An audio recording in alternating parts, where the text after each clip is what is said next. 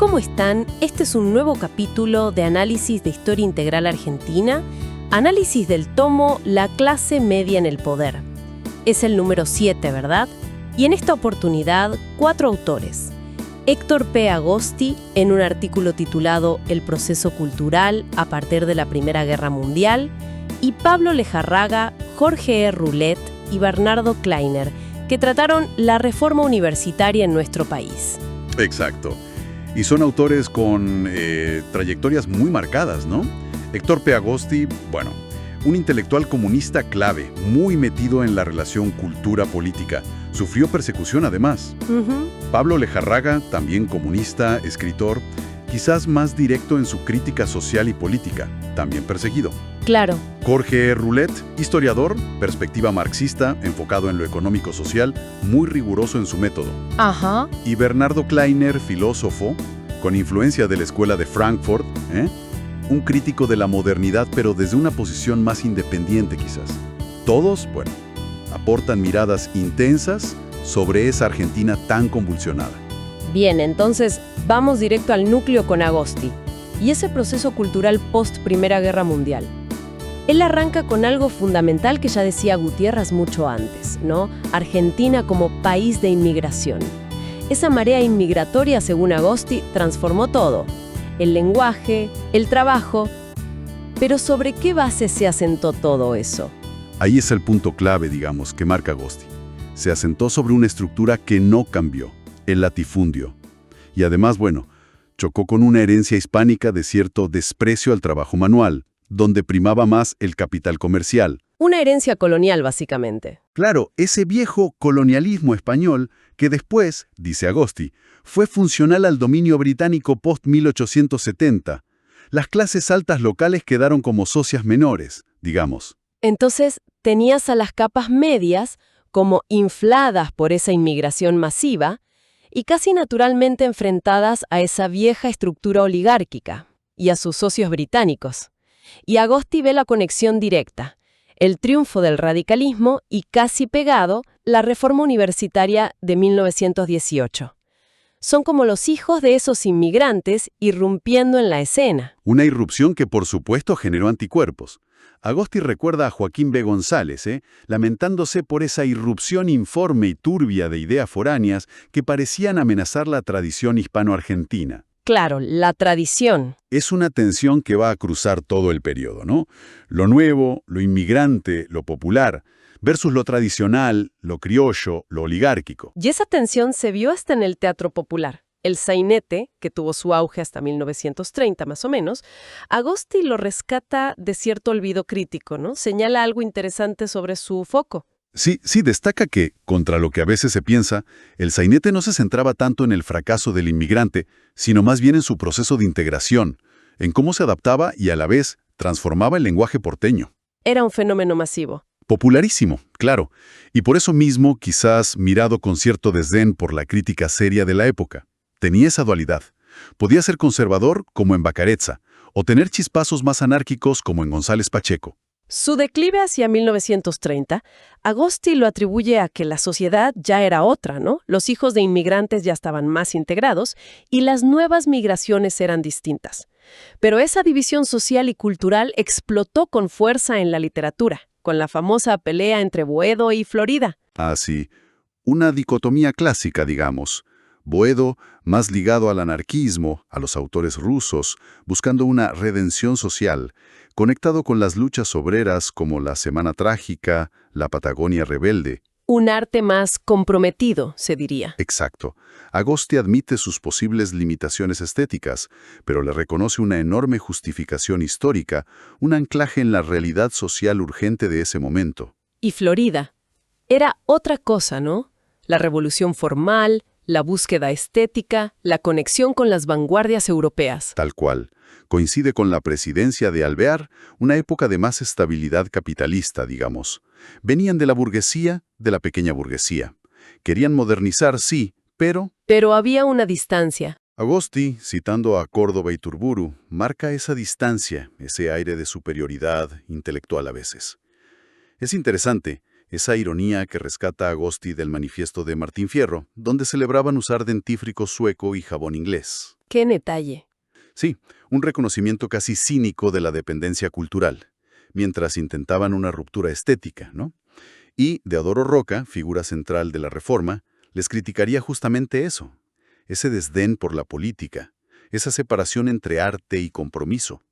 Pero, más allá de Buedo y Florida, Agosti percibe que algo estaba pasando en el aire intelectual, como que nuevas ideas circulaban con fuerza. Sí, el marxismo, por ejemplo, empezaba a tener peso, aunque los nacionalistas lo vieran como algo totalmente ajeno, foráneo.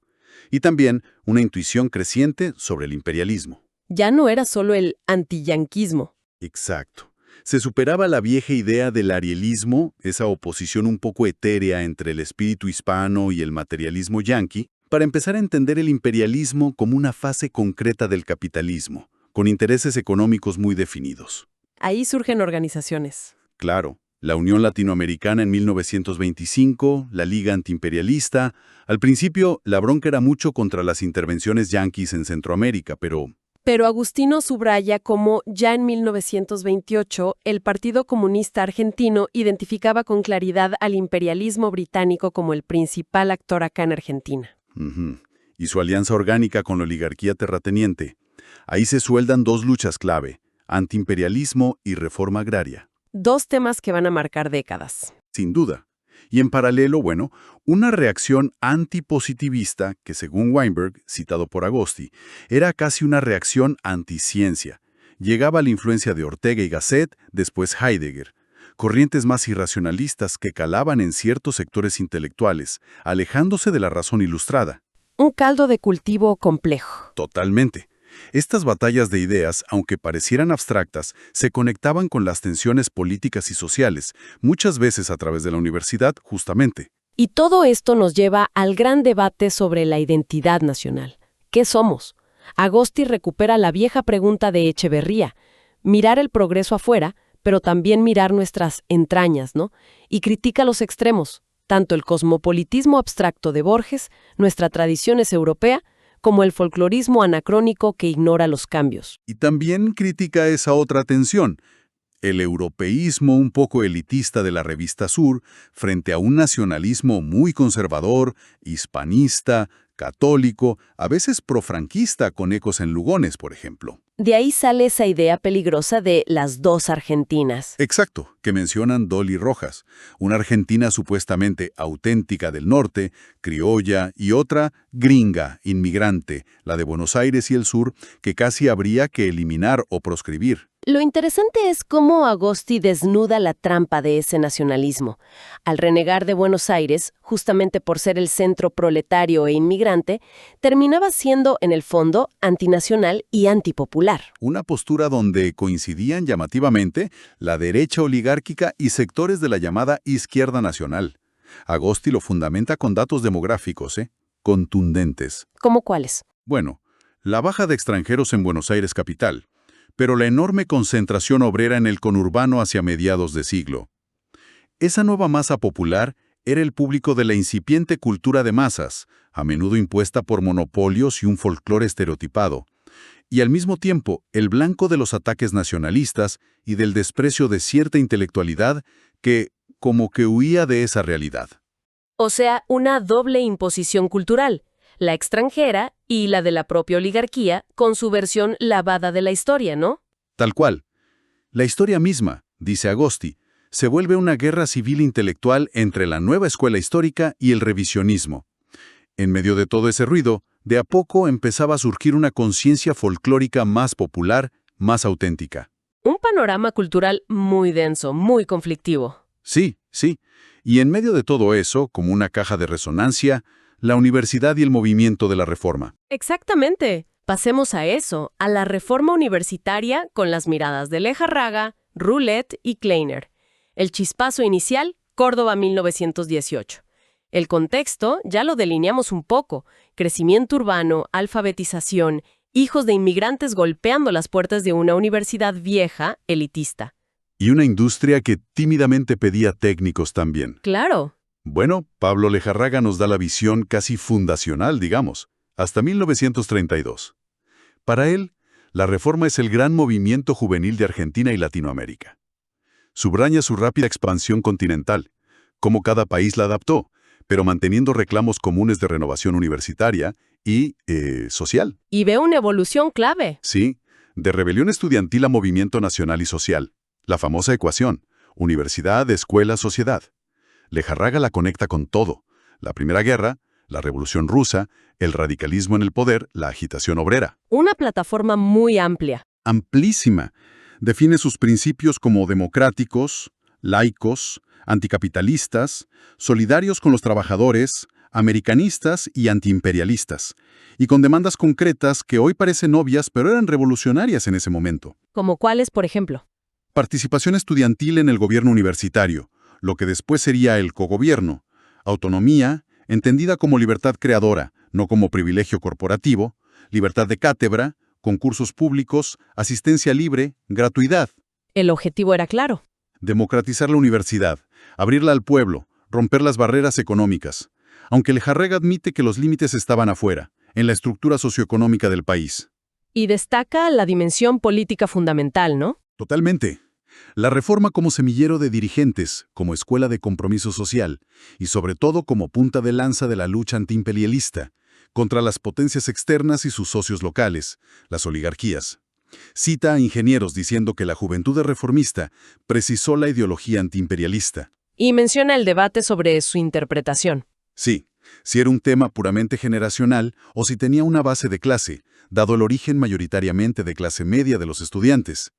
Y rescata el Congreso de 1932, postdictadura de Uriburu, donde se reafirma fuerte el vínculo entre reforma universitaria y reforma social, la necesidad de conectar con los obreros. Ahora, entra Jorge Roulet y pone una mirada bastante más crítica, ¿no? Especialmente sobre lo que él llama el reformismo como postura política. Sí, Roulet es incisivo. Él también ve el vínculo histórico de 1918 con el irigoyenismo, con esa chusma que llegaba al poder y a la universidad. Pero cuestiona si eran mayoría al principio en Córdoba, y resalta el apoyo del gobierno radical para que triunfara. Y señala una paradoja. Exacto. Una paradoja que se repetiría. Los reformistas terminaron combatiendo a la fuerza política, el radicalismo, que les había abierto la puerta. Y ve lo mismo con el peronismo.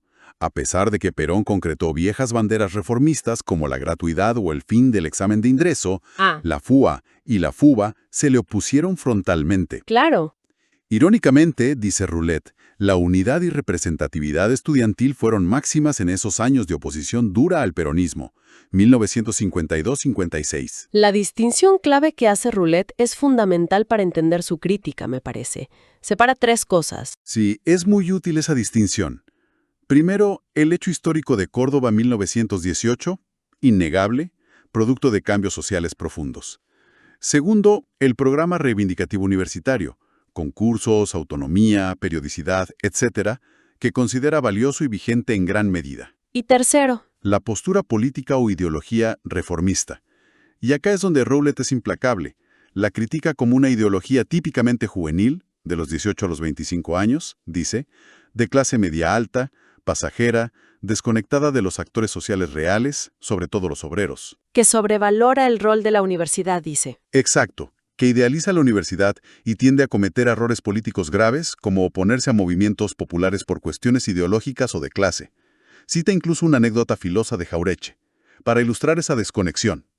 Para Roulet, el reformismo, como ideología política, fracasa recurrentemente. Y menciona alternativas que surgieron a ese reformismo, ¿no? Como Forja, el humanismo católico progresista, o corrientes nacionales más tardías ligadas al peronismo. Sí, aunque también les critica la falta de un programa universitario claro y consistente a esas alternativas. Interesante. Y finalmente, Bernardo Kleiner aporta la vivencia desde adentro, pero ya post-1955. Claro, Kleiner participó activamente en esa reconstrucción del movimiento estudiantil tras la caída de Perón. Describe esa lucha por objetivos concretos, autonomía, gobierno tripartito, pero siempre enmarcados para él y su grupo en una lucha mayor, antiimperialista y antilatifundista. Kleiner es muy enfático en rechazar la trampa de la dicotomía peronismo-antiperonismo que imponía la derecha en ese momento, ¿no? Totalmente. Para su generación, dice, el antiimperialismo y el ejemplo de la Revolución cubana eran el nuevo norte, como que superaban viejas antinomias. Relata acciones directas. La toma de universidades en el 55, desconocer la ley universitaria peronista, imponer el gobierno tripartito de facto, resistir a las dictaduras siguientes como la de Guido. Y resalta mucho la batalla ideológica. Sí, el combate al neocolonialismo cultural, contra la influencia de fundaciones extranjeras, del BID y la defensa de un modelo de enseñanza nacional frente a propuestas tecnocráticas importadas. La gran movilización contra el artículo 28, que permitía a las universidades privadas, fue un momento cumbre de esa resistencia. Y enumera logros concretos de esa etapa. Creación de nuevas universidades nacionales, Nordeste, Bahía Blanca, la Tecnológica, la editorial EUDEVA, la reconstrucción de los centros y federaciones estudiantiles, la FUA, restablecer relaciones con la Unión Internacional de Estudiantes, la Solidaridad Obrero-Estudiantil. Una etapa de mucha efervescencia. Es increíble cómo, a través de estos autores, vemos la cultura y la universidad no como espacios aislados, sino como verdaderos campos de batalla donde se reflejaban y se dirimían las tensiones más profundas de la sociedad argentina. Tal cual. Inmigración versus oligarquía, nacionalismo versus cosmopolitismo, modernidad versus tradición. La reforma universitaria fue claramente un epicentro de todo esto. Absolutamente. Y un hilo que, atraviesa todo es la educación como promesa y como problema, ¿no? Desde la crisis de acceso y la necesidad de formación técnica que ya veía Agosti, hasta la apuesta reformista por democratizar la universidad y darle un rol social activo. Esa tensión entre formar élites o abrir la educación al pueblo sigue latiendo fuerte hoy. Sin duda. Y para cerrar este análisis, como hacemos siempre, queremos dejar algunas preguntas picando. Preguntas que surgen de estos textos, pero que resuenan hoy, para que cada quien reflexione sobre cómo aquellos debates históricos nos interpelan en el presente. El documento describe cómo la inmigración impulsó a la clase media. ¿Qué impacto tiene la inmigración actual en la clase media argentina, económica y culturalmente? La reforma abrió la universidad a hijos de inmigrantes. ¿Sigue siendo hoy la educación pública un motor clave de movilidad social para la clase media y otros sectores? La Argentina de entonces debatía su identidad entre lo europeo y lo nacionalista. ¿Cómo se debate hoy nuestra identidad nacional frente a influencias globales y tradiciones locales? Se mencionaba un nacionalismo que rechazaba a Buenos Aires por ser gringa y proletaria. ¿Persisten hoy divisiones o prejuicios similares entre lo nacional y lo foráneo, o entre centros urbanos y el interior? La clase media emergente fue una fuerza política desafiante. ¿Cómo es hoy la participación política de la clase media comparada con aquella época? La reforma fue vista como una subversión contra la oligarquía. ¿Qué movimientos o ideas actuales, impulsados por la clase media, buscan desafiar las estructuras de poder existentes? Preguntas que quedan abiertas, ¿no? Hemos finalizado este nuevo análisis. Nos encontramos en la continuación de la serie La clase media en el poder, presentados por sitio web Mágicas Ruinas, mágicasruinas.ar, sitio evocativo dedicado a rever estos archivos desde 2003.